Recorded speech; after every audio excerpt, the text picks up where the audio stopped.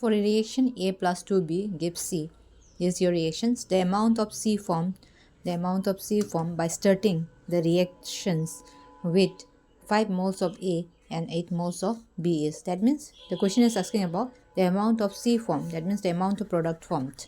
Okay, so then we can know only the amount of product formed by the limiting reagent. So this question is from the limiting reagent, and how to solve it, we will solve it here. So these your reactions. As this reaction is a general reactions, we don't require any balancing equation. Okay, so the amount of C form, the question is asking about the amount of C form, so it will only decide by the limiting reagent. So limiting reagent is talking only about the reactant, and the limiting reagent can be known only from the mole by stoichiometric ratio.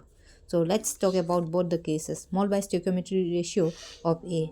Mole is how much the question has given. It is starting the reaction with the 5 moles of A. So 5 moles of A. So your mole is 5, and by stoichiometry means the coefficient here, how much amount. So it is 1.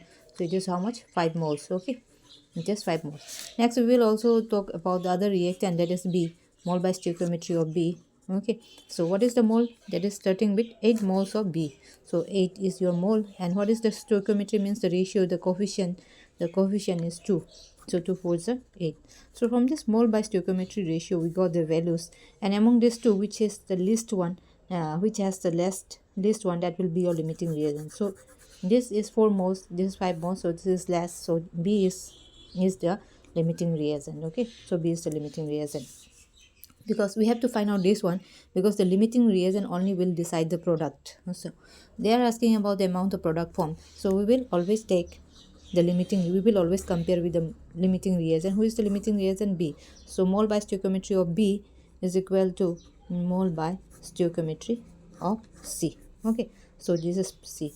So what is the mole by stoichiometry? Mole by stoichiometry is how much? 5. Mole is how much? 5. And your stoichiometry of this means the coefficient is 1. And here mole, we don't know about C. Mole we don't know, we are going to find out. Stoichiometry, how much coefficient is there here? 1.